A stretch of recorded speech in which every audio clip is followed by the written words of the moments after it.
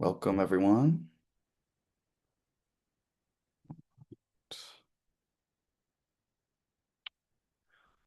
Okay, people are still coming in. That's fantastic.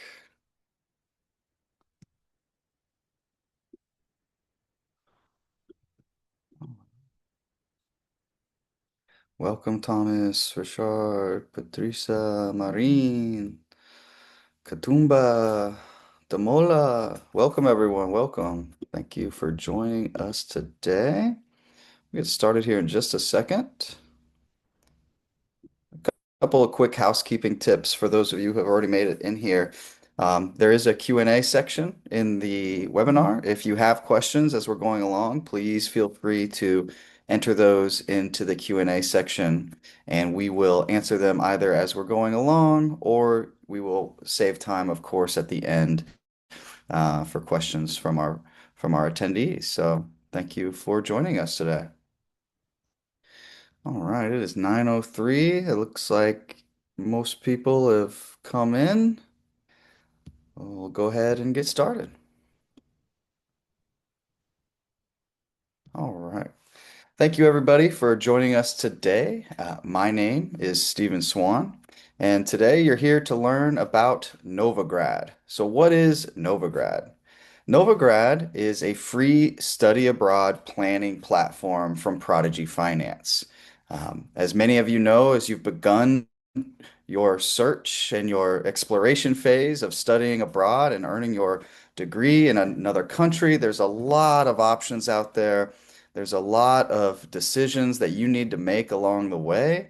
We at Prodigy Finance have created NovaGrad to make that as simple as possible for you, but also to help amplify the chances that you will be admitted and that you will be able to get your visa and to study abroad to pursue your dreams. My name is Stephen Swan. I am with Prodigy Finance. Um, my role here is with universities. So I speak with universities every single day. I learn from them. What are they looking for in international students? What are the changing trends in international education? And I myself used to be an admissions and recruitment director for a large graduate program. Today, we have a very special guest. So it is my pleasure to introduce Owen, who currently is the Chief Executive Officer at StudyApplyPortal.com. Owen is an experienced professional in customer success, digital transformation, and change management. He's worked with global organizations across technology, SaaS. He helps teams adopt new systems, enhance customer experience, and drive meaningful business outcomes. We're excited to have him with us today so that he can share his insights. So, thank you very much for joining us today, Owen. Is there anything else you'd like to say about yourself in the introduction? Thank you so much, Stephen. And thank you so much, everyone, for making time to join this webinar. So we are both excited with Stephen to share our insights and assist you to make that decision to go and study outside of your home countries. So please don't hold back. If you do have any questions, as Stephen has indicated, feel free to write them down as we go on the chat, and our team will be reading them out and will be doing our best to answer to the best of our abilities. Thank you so much, Stephen. You're welcome. Thank you. So just to set some expectations for everyone today, what are we going to talk about? Our goal is that by the end of this webinar, you'll know how to build a smart short list of universities that fit your grades, they fit your goals, it fits your budget, and honestly fits your outcomes, the outcomes you're hoping to achieve. So, we'll talk about university criteria, mistakes to avoid, of course, in your application process, the competitive options that exist in higher education abroad, and then, of course, planning tools as well. So, um, we'll go ahead and get into the thick of it here. So, what universities look for? Owen, you work with students all the time. You're helping students achieve their dreams. Uh, you play a role sort of as the bridge builder, right, between the universities and the students? Yes, Stephen. And most recruitment admissions officers, they are looking for obviously academics. So you need to be capable. And then they're also looking for a clear motivation. So if you are selecting to go and study, for example, at University of Aberdeen, you need to let that shine in your personal statement. And you also need to highlight other extracurricular activities. So if you have been involved in a lot of voluntary work and you have been involved in some independent learning, you can make sure that you have to write that in your personal statement. And then I know that in Africa, there are French speaking countries, Spanish, Portuguese, and other English speaking countries. So you should be ready and be willing also to take any language proficiency test like IELTS, TOEFL, because they are super important as well as part of the eligibility requirements, particularly if you're going to English speaking countries. And you need to also make sure that your documents are well prepared. So when you're submitting your applications, you need to be very clear in terms of the transcripts, your certificates, high school certificates, and your English passport copies, your references. They should be available so that when you submit your application, you just do it at one go, at one shot. So that is what most applicants need to consider before you have decided to go and study outside of your home country. Yeah, no, that's a great point. And if we're looking at, the what universities are looking for, I think it's really important for people to understand that it's not just the resume, it's not just the grades, it's really the potential of the individual. You know, there's a lot of schools around the world. Um, it- when they're looking to build their classes, they're looking to build a group of high potential individuals because, just as you want to study abroad so that you can get a great degree and have stronger earning potential, maybe you want to switch careers, lots of different motivations. Motivations for the schools are relatively simple. They want the best and the brightest, of course, that they can get into their programs, because the individuals who graduate from these schools become alumni. They carry on the brand of the university, right? So they're looking for high potential individuals.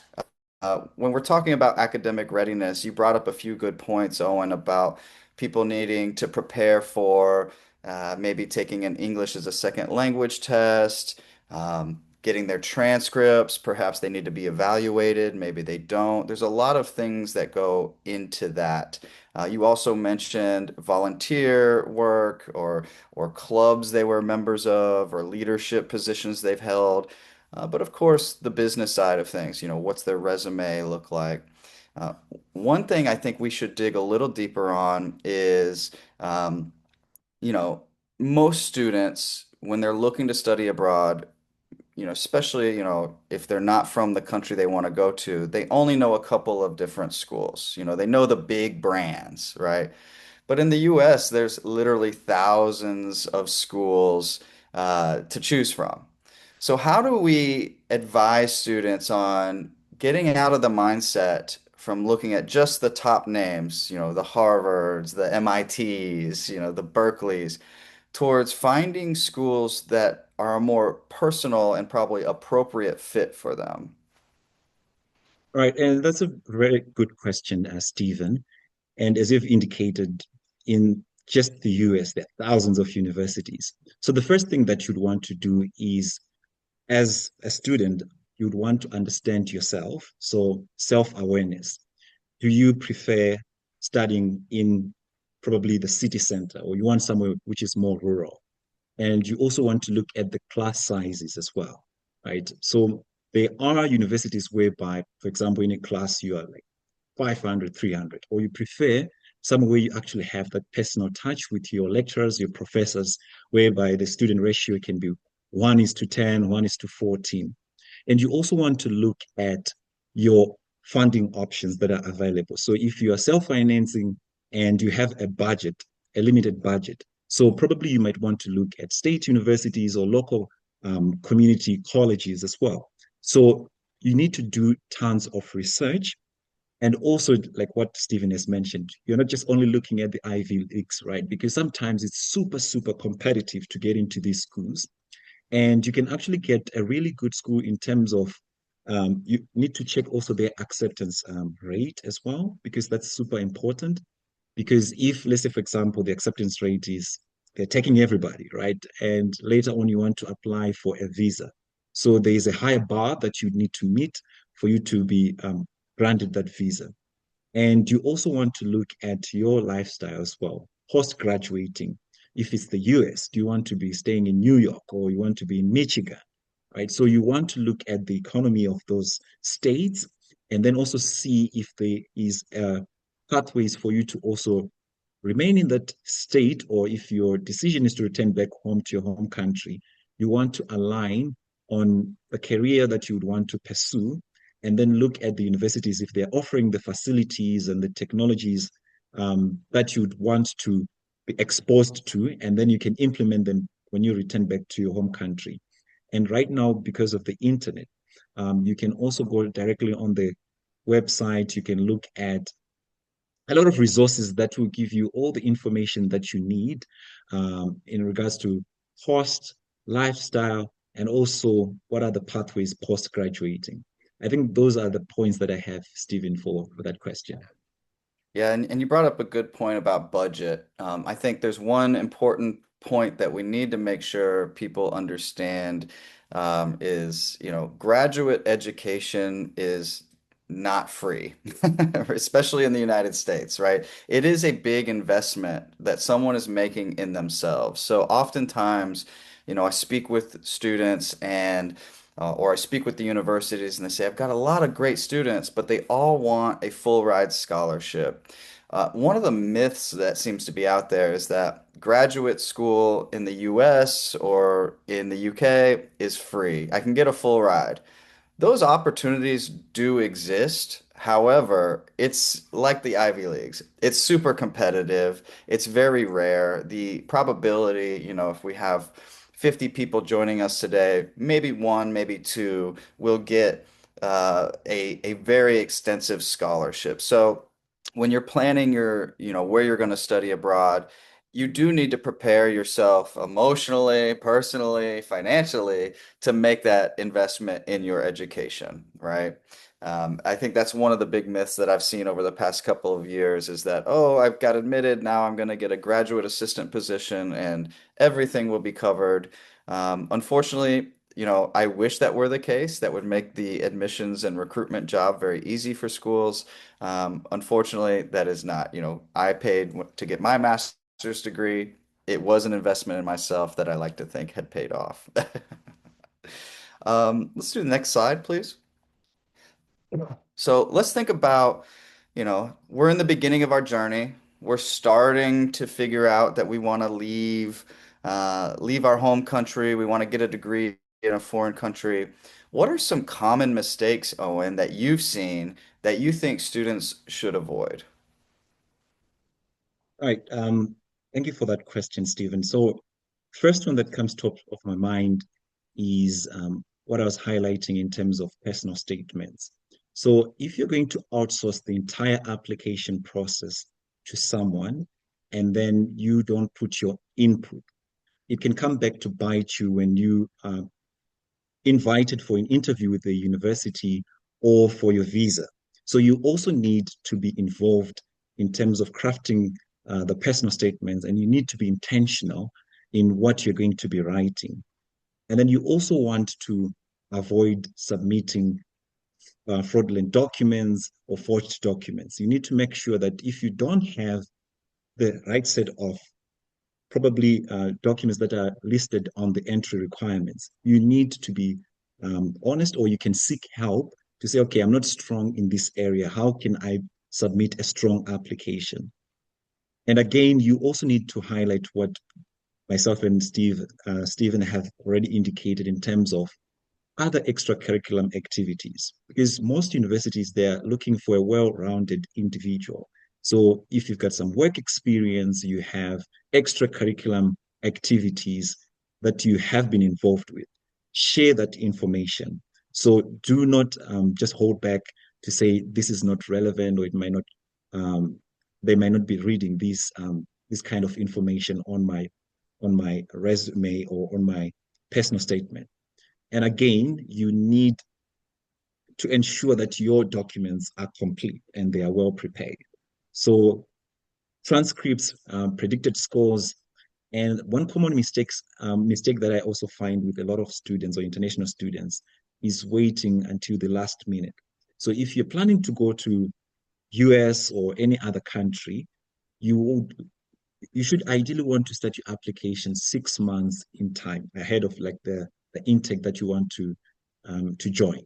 So instead of rushing through everything, in some instances, if you submit your application early, so there might be a possibility for you to actually get some discounts or scholarships, partial scholarships that might be available. But if you wait until the last minute, the selection committees, academic selection committees, probably they would have made their decision. Some universities, it's on a rolling basis.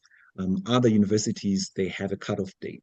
So it's super, super important that you start early and you submit complete information. And if something is missing, at least there's ample time for you to update your records.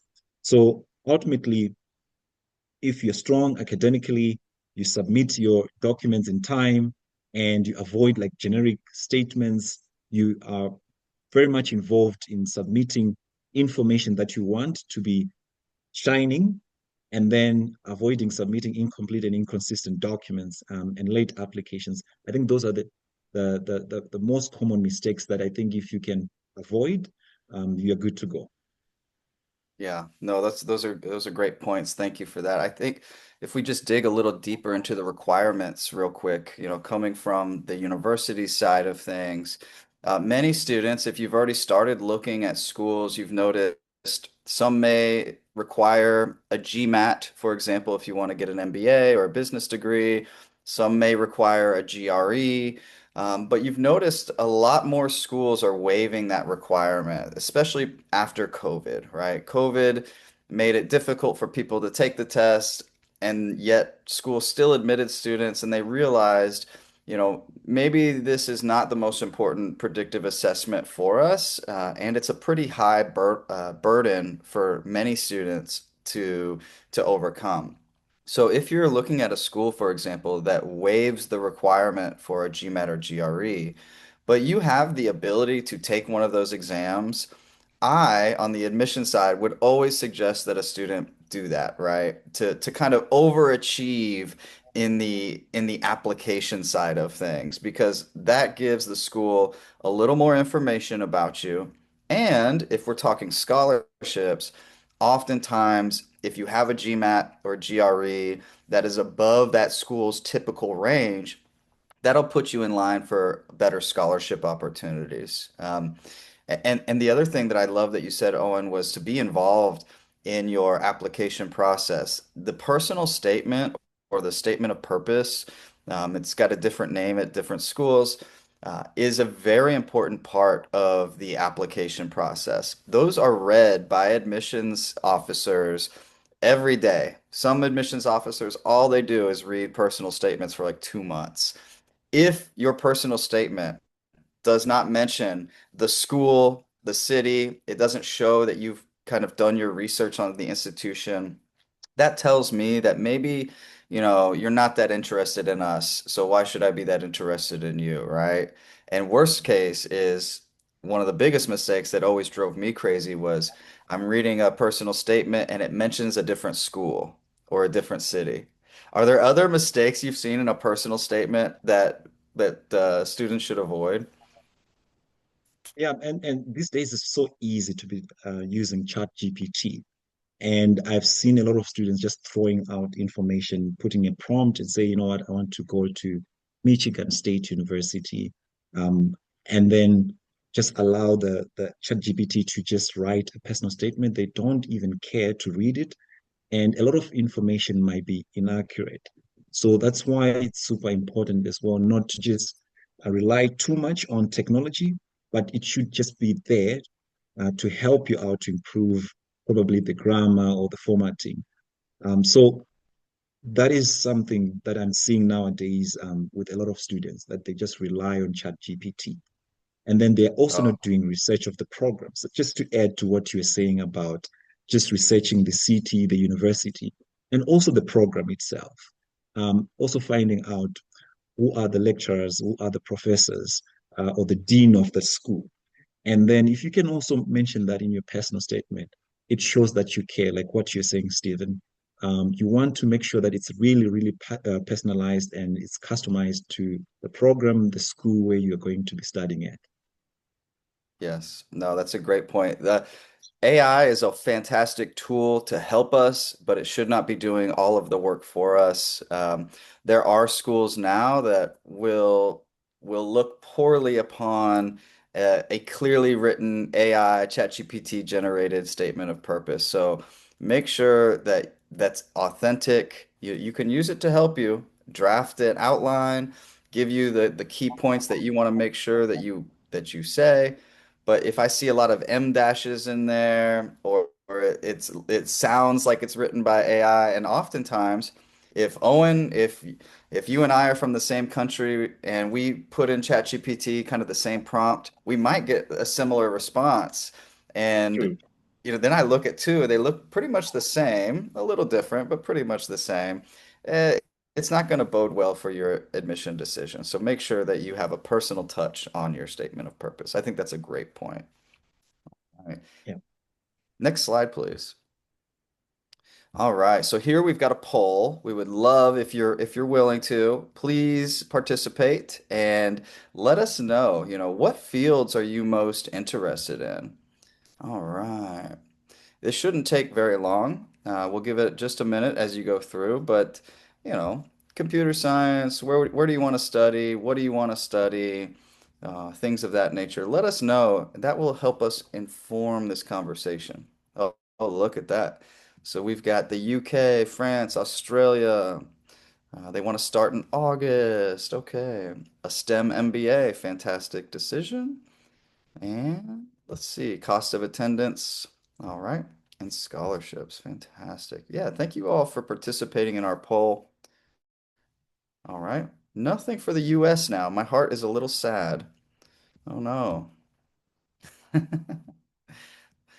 All right. All right. This does raise a good point though. So we've got all of our respondents so far as when they expect to begin their studies have said, in August or in the fall of 2026. So that gives us a great piece to start, a great place to start. So we know that our students want to start next year, which is right around the corner. August will be here before we know it. When we're starting to think about how do we plan for August, and we're building our list of schools, what are some things we should think about? I think, Owen, first, now is the time to act, right? You mentioned it earlier. Don't wait until February, March, April to submit your application. You really need to get on it now, right? Um, Yeah. so let's talk about the timeline and then how we're going to build our balanced list of universities of where we want to study. Yes. So the first thing, yes, start as soon as possible. If you can start it right now, 1 year in advance, it's still fine. That gives you an edge. And also, second thing is you want to apply to at least 2 to 3 universities in one country, because when it comes to the visa application or the visa interview, if you want to go, for example, to the US, if you just apply to one university, the visa officer might have some concern. Why did you only apply to one university? Right. But so my advice or my recommendation, you apply to at least 2 to 3 universities, and then you also want to apply to a different country as well. So I know you mentioned Australia, you've mentioned UK. So if I'm submitting applications to the US, I should also be submitting at least 2 other applications to the UK.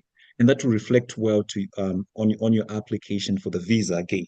Because you can say, you know what, I have 3 or 5 offer letters, and the reason why I'm going to XYZ University is because of A, B, C, D.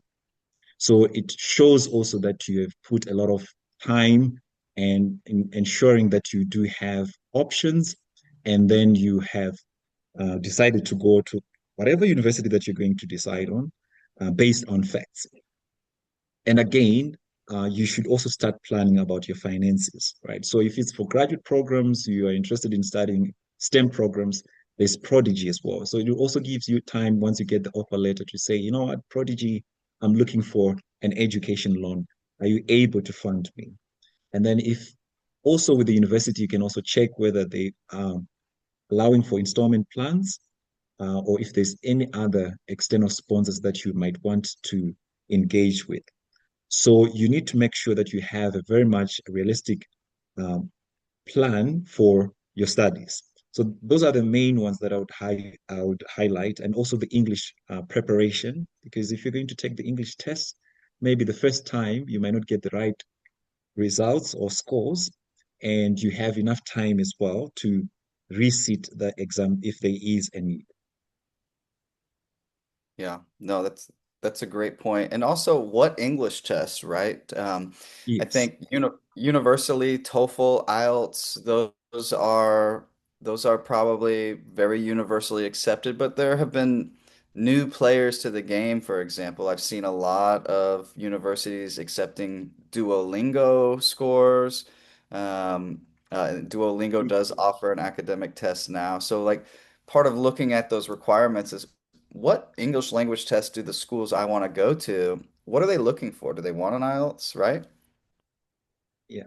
And then also for on that point as well, so the IELTS that most students are required to take is the academic one. So in some cases, I've seen people going for the general, but with some other universities, they won't mind. But it's always wise for you to take the academic for IELTS, PTE, TOEFL, that you have shared. Duolingo is another good one. So again, Absolutely. you look at the website, check the eligibility requirements, and see what is the English requirement test that they would need. Yeah. And I think what you mentioned earlier too is about finding a balanced list. Students don't generally just apply to one or two schools, right? They want to maybe apply to 10, and maybe that's a good question we should ask in our next poll is how many universities do you plan on applying to? Because I'm always fascinated to learn. I applied to 15, I got admitted to five, and then I have to choose one. So I think the way you've broken it down, as far as building a balanced list, if you're applying to 10 schools, maybe two are going to be your dream school that what we would call a stretch. If I can get in, I'm absolutely going to that school no matter what. And then, like we spoke about earlier, finding the matches, what fits my profile. Is it in the region, the area I want to study? What are the outcomes for their students? And then the safety net. I'm pretty sure I can get into this school because they have a high admission rate, which is not always the best indicator of your admissibility, but um, is what you would consider a safety net option. So, a great tip that we've put here is to mix your list by country, programs, and budget, so to maximize your opportunities. It's just kind of like building your own, savings portfolio. You want to diversify your options here, right? Fantastic. True. Awesome. Next slide, please. All right. So this is where NovaGrad can come in and come into play for students who use our service. Again, it's absolutely free for students. What you will essentially do is you'll tell us about yourself.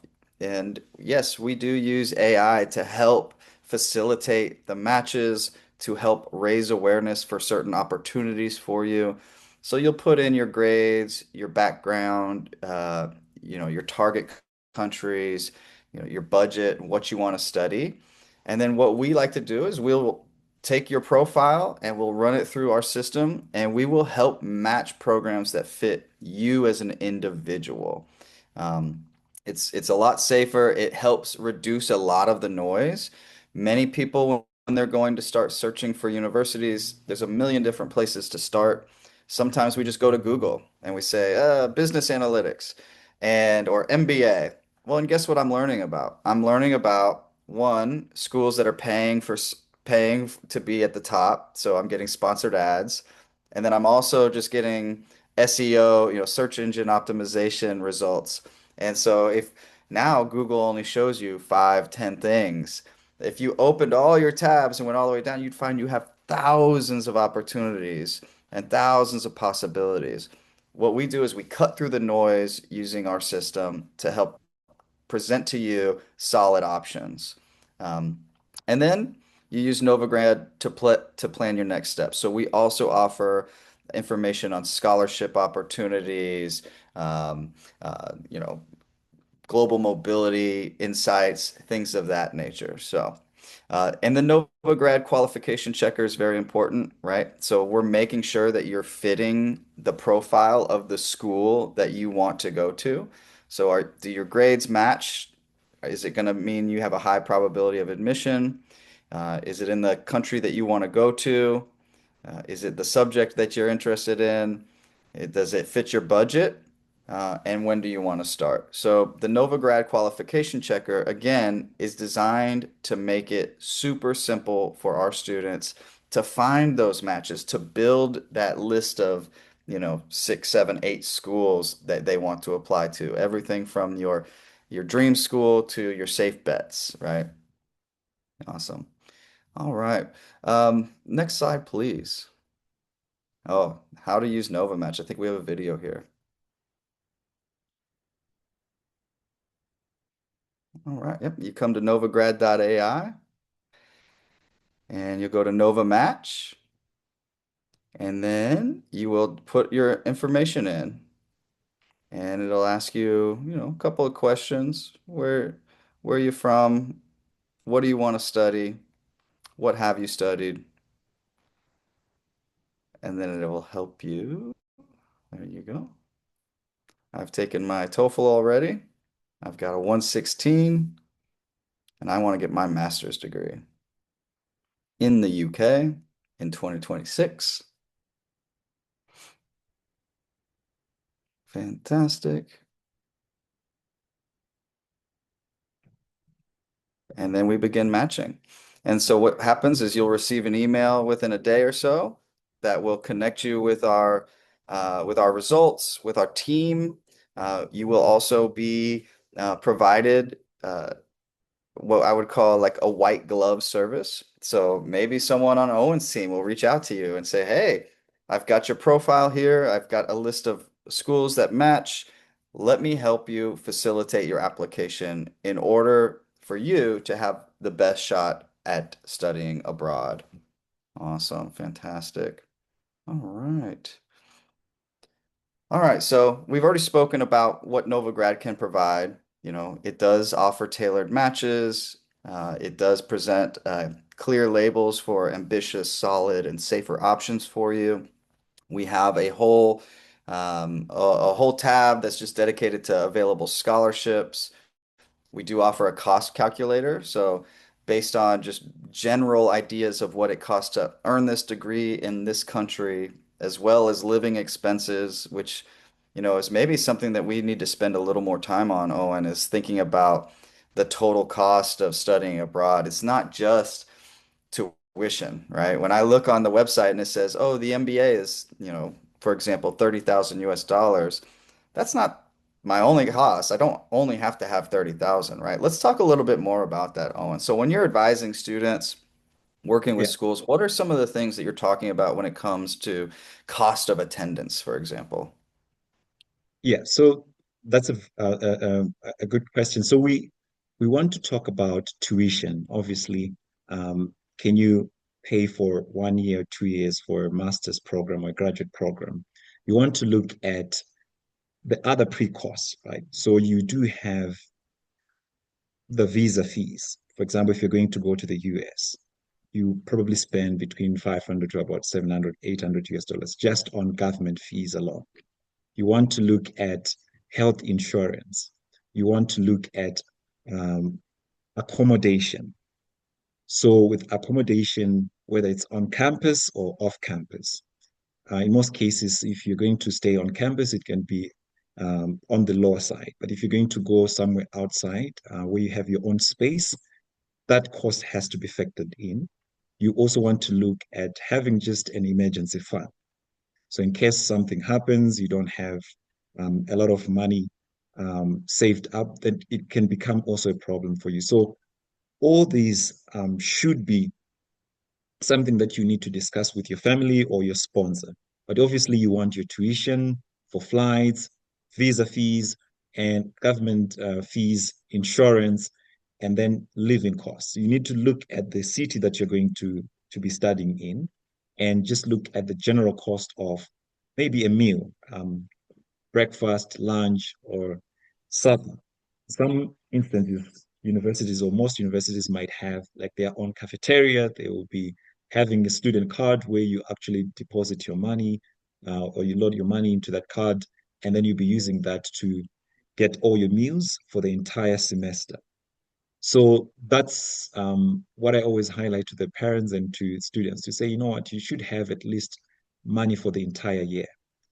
For your accommodation, it varies from country to country, city to city. If you're going to the major study destinations like the US, Canada, Australia, ideally you'd want to have at least 1,000 or 1,200 US dollars per month for your living expenses. And then for insurance, countries like Australia, you have to pay for that separately. So it's not included in the tuition that is paid to the university. That's a I great don't know if point. you Yeah. have additional points, Stephen. No, I think those you covered it very well, transportation, living, insurance, emergency funds. So it's always good to prepare, to be on the conservative side and say, oh, if they're saying I need $10,000 to get this degree, maybe I should have 20 saved or available to me so that I can actually get my visa, find a place to live, get around the city, buy food and things of that nature. And so many schools will offer you support, especially in this regard when it comes to, showing up on campus. Most schools are going to have an international student center that help point students in the right direction.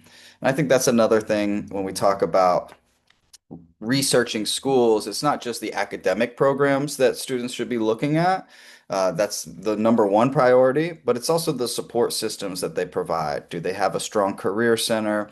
Do they have a strong international student office that facilitates, cultural events or host family connections or mentor connections? Things of that nature are also important for students to look at. So fantastic. Next slide, please. All right. So this is a general outline of what you're looking at when you decide to study abroad. Owen, you work with students every day, all day, every day. What jumps out to you on this slide as far as a strong roadmap to success for a student who's planning to study abroad? We've talked about starting early. We've talked about preparation, a little bit about the application and what's important. I think the decision, right, is the challenging part. You've got admitted to five schools. Now, how do we decide which one, right? How do we decide? That can be the biggest challenge sometimes. Yeah, well, and it's really, really a big challenge. And one thing that I would look at is the international student population as well. Because if you're traveling this far, you'd want to get into a school whereby you feel like you belong, right? So one thing to do is to research and find out about other international students that are studying there. If you can, if it's possible, try to connect with them and just have a conversation with them, understand their experience studying at that school and some of the challenges that they faced. And that can help you to make an informed decision as well on really whether you want to go and study at that school. And then like what you have mentioned earlier on, Stephen. So as you're planning to go and study at any institution, it should also be a fun experience, right? You're not just going for the academic side of things. So that's why Stephen was highlighting that you need to look if they do have a vibrant community, cultural events that are being organized. Do they have an international center that really supports students and also career opportunities? So you want to make that transition well. So most programs, like for example in the US, they are co-op training programs, placements. Some other universities, they actually allow students to work whilst they're studying on campus, supporting the admissions team, or for you can apply for graduate assistantship opportunities. And so if you can find a university that offers all these, then I think that would then make that decision much easier because you are now aligning with your profile and also matching it with the facilities, the exchange programs. Some other universities they have already started like doing exchange programs whereby maybe one semester you're going to a different state or you're going to a different country. So all these things you should take them into account before making a decision. Yeah. No, that's great. And that's important, as we've already highlighted, there's so many factors that come into play when a student is trying to decide where to study, where to apply, where to study, how to get there. I think that's the important thing that people understand is that's how NovaGrad helps you. We are really there to help you make these decisions. We have partners all over the world that are super experienced and have helped thousands of students make these decisions. And so, what we're offering you, if you've joined us here today, is really a free resource to help you get to where you want to go so that you can pursue your dreams. You can end up in that dream school, in that country you want to study, and then ideally in that job that you want at the end of your studies, right? Fantastic. Next slide, please. All right. So I've seen some questions come in. Let me see here. I saw a few that I thought would be good to ask. Let's see. So, someone had asked a good question, what are the best universities for a specific degree in a specific country? We can always, ask Google, we can ask ChatGPT. I think some of the points that you raised, Owen, are very important is it does take time to do your research. This is a big investment. NovaGrad and our system will help you identify those schools. Once you come into the NovaGrad system, right? We have people like Owen who are trained and who have years of experience in helping students identify those best schools for them. So that's really what NovaGrad's all about. One particular question I thought maybe you could answer, Owen, was, we had someone who's lost contact with their university professors due to issues in their home country. And so when it comes time for references, you know, yes, a professor is often a good reference. However, having read hundreds of applications over the past few years, many of those are kind of boilerplate, The professor gets asked for 800 of them every year. They don't want to type individual ones, so it's very basic. Who are some other points of contact someone might want to reach out to for a reference letter?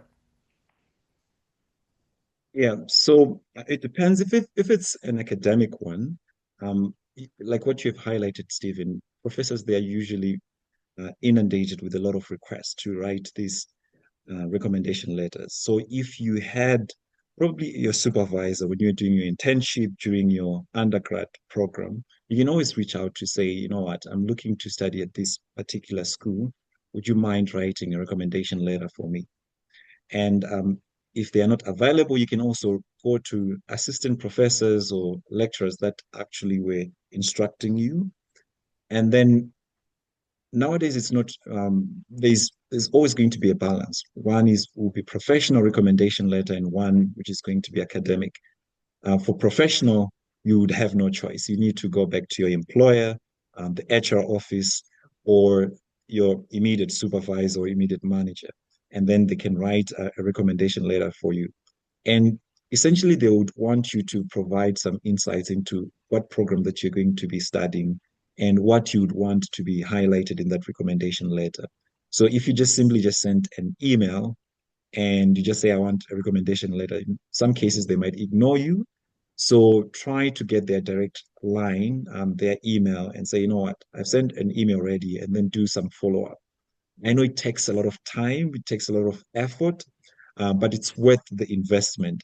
If you really want to upskill and upgrade your education, you need to really have like a tracker, an Excel file, and you really put in the work and be patient because sometimes they are already working on other things. Like, for example, professors, they are having classes that they need to attend, they need to mark exams and test assessments. So it's understandable that they also have busy schedules. Absolutely. Yeah, no, that's a great point. And I always told people, usually anyone but your mom and dad or your brother and sister or your best friend, someone who has a position where they've observed you either studying or they've observed you in work, they understand your work ethic, your character, your morals. These are very important things. Um, how you engage with other people is something that often a letter of recommendation is going to tell the school. So, when a school's admitting you, they're admitting you and you're going to be in a class, some classes, maybe only 5 students, some may have 50 in them. You need to be able to work well with other people. And so oftentimes some of the information we receive in the personal statements and the letters of recommendation are giving insights to the school as to what kind of person you are and how you work within groups and how you will be in the classroom, which, you're investing a lot of time and money. The school has a lot of other people investing time and money, and they're trying to build a very cohesive group for these programs oftentimes, especially in the business programs. Any program where group work is going to be at the center of the program. One of the other things I think people are asking about certain types of degrees, certain countries to study in. One of the things I don't know that we really touched on yet is the type of the program. So oftentimes, I studied a very theoretical degree in international relations, so I had to read a lot and write a lot, and it was all kind of based on theory. That I think is a shrinking portion, especially if you're looking at STEM programs, if you're looking at business programs. So you've got the theoretical. Now we're moving more towards practical programs. So does the program give you tangible skills that you can apply in the real world? Owen, can you tell us a little bit about what you've seen, the different types of programs that universities offer, and how a student may find a good fit for them based on what their goals are in achieving this degree? Yeah. So right now, technology is really disrupting almost all industries, all sectors. And one resource that we can utilize, for example, is the NovaGrad free tool that will look at what is it that you're good at. But at the top of my mind, in terms of industries, for example, if you're going to be in the engineering world, there's prompt engineering, there's software engineering, cybersecurity, because a lot of companies are all going digital. So you'd want to be looking at programs that have cybersecurity, data science, and analytics. A lot of businesses right now, they are putting a lot of resources and money into data mining and almost like every sector. Data is the Yeah. new gold rush of our modern age, and also health sciences, right? So with a lot of food and a lot of um, in terms of like a lot of sicknesses and global mobility, the world is now connected. So being in the healthcare sector as well, studying radiology, medical imaging, and then the other one is biomedical science as well. I see a lot of students that are actually thriving in these industries. And then if you're a creative person, communications, like what I've highlighted in terms of these reports, the data, the soft communication skills are super, super important in the world that we are stepping into right now. And then like practical skilled trades. A lot of people, they might not fancy doing like welding or fabrication, or for example, networking if it's the IT world. So if you can be involved in, for example, I'm seeing a lot of students from Africa, agribusiness, right? How can Yeah. we combine technology and business and make our products accessible to the whole world. So those are some of the programs that I'm seeing a lot of students picking up interest in, and they're aligning with a lot of government initiatives across the African continent. Yeah, no, that's a great point. I think, you know, I'm a little biased. I used to work for a business school. I believe everything is business. Everything is. Even, you could say nursing, right, is essentially at some level in the process, business is involved. And when you're getting a graduate degree, really, you're getting a specialization, but you're also getting the ability to think critically in very big ways across the industry. So, if I'm hiring, someone to run a farm, right? I may want them to understand the finances of the farm. I may want them to understand the marketing side of things, but also the data. Data, as you said, is key in every industry right now. And an individual's ability to interpret data, to make decisions or to make arguments based off of the information that they have on hand, and oftentimes to translate data for decision makers, right? Decision makers, they don't have time to get into the data. They want to know what's important for me to know and what do I need to know to make my decisions. And if you're going to study abroad to get a graduate degree in business, in health sciences, oftentimes that's a skill that you're going to be learning about. Um, I think one of the other things that's important for individuals to look at when they're looking at schools, because I've seen a few questions about different universities and different programs, is to take a deep dive into the curriculum. All schools essentially will show you uh, at different levels the classes that you will take and what you'll learn in those classes. So every MBA, while it does generally provide the same basic skill set of being able to lead a business from 30,000 foot view, accounting, finance, marketing, sales. What you're not, if you just look at MBA, what you're not saying is, oh, this MBA, maybe it's STEM designated. It has three classes in business analytics or applied business analytics, or it has applied AI for business. So you want to dig into the curriculum to see what is it that I'm really going to be studying. And that's where NovaGrad can come into play. We're going to narrow down those schools based on your goals and to help you achieve your dreams. I think that we've answered most questions. Let's go to the next slide, and then Owen, if if those of you joining us are unable to scan because you're on your phone, just put a message in the chat for us and let us know can't scan, and we'll send you a link. We'll probably also send you this information via email at the end of this session, maybe in a day or so. But Owen, I want to give you the last word. You're in the industry, you're the bridge builder, you're helping students achieve their dreams. What is the one thing you wish and you hope students take away from this session? I would say on your decision, as what I mentioned at the beginning, to say you need to be self-aware. And NovaGrad will help you make that decision as well, because there's so much at play.